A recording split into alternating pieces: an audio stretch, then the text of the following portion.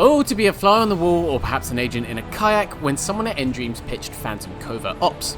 An entire stealth game set in a kayak? Yeah right, like that'll work. Wait, that could work. Such is the thought process of anyone that pays more than a passing minute to Phantom. The concept behind it is undeniably ridiculous. An entire Cold War era naval facility systematically dismantled over the course of a single night by a lone operative and their trusty paddle. If it were a movie, it would star Gerard Butler and carry the slogan, "We're going to need a bigger base."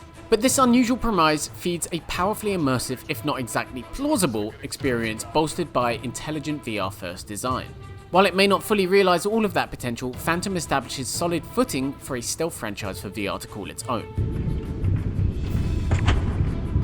Trivial as it may seem, Phantom's mode of movement is one of the most convincing and enjoyable means of getting around in VR we've yet seen.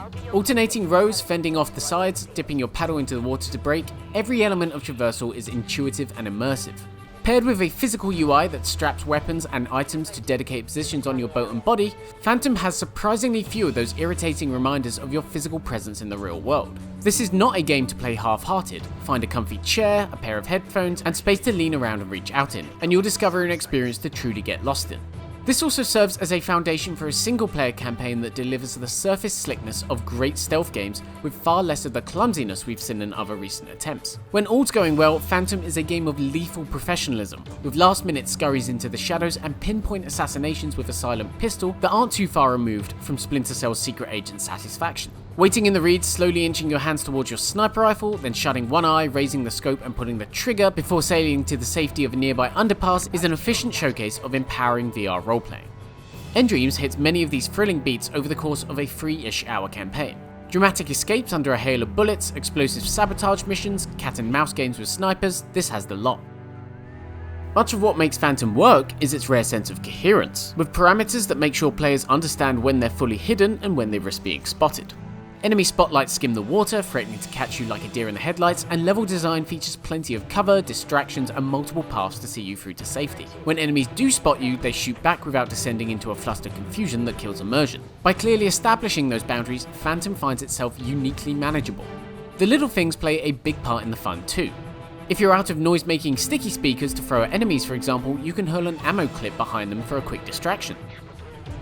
Opening doors and sabotaging machinery, meanwhile, are carried out with authentic physicality, rooting you in the experience that bit more. You can tell nDreams has poured a lot of love into the details here, most evident in Solid Snake actor David Hayter's turn as a crazed Russian general that, while underutilized, feels like an alternate universe Metal Gear baddie.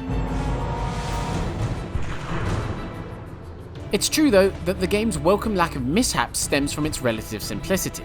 Boiled down to its core, Phantom isn't about staying out of sight so much as staying out of an illuminated circle of an enemy flashlight. As long as you don't accidentally sail too far into one, even on the hardest difficulties, chances are you'll be able to sneak by without issue.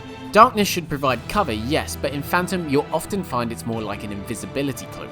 Overcoming obstacles too is usually achieved by only one of a handful of tricks. Either you're patiently waiting in the reeds for an enemy boat to pass, sometimes running so close you'd be impossible not to spot, or shooting something to cause a distraction. Zhorov is deploying his elite troops to the area. They're well armored, so be careful.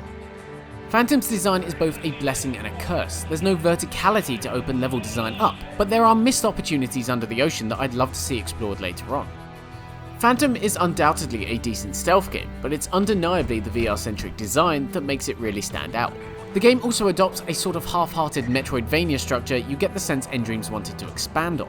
Early levels drop hints about returning to open up new paths with new tools, but the linear structure means you can only do this at the exact time the developer wants you to. Instead of a sprawling naval base, it's a little like repeatedly circling around a one-way system.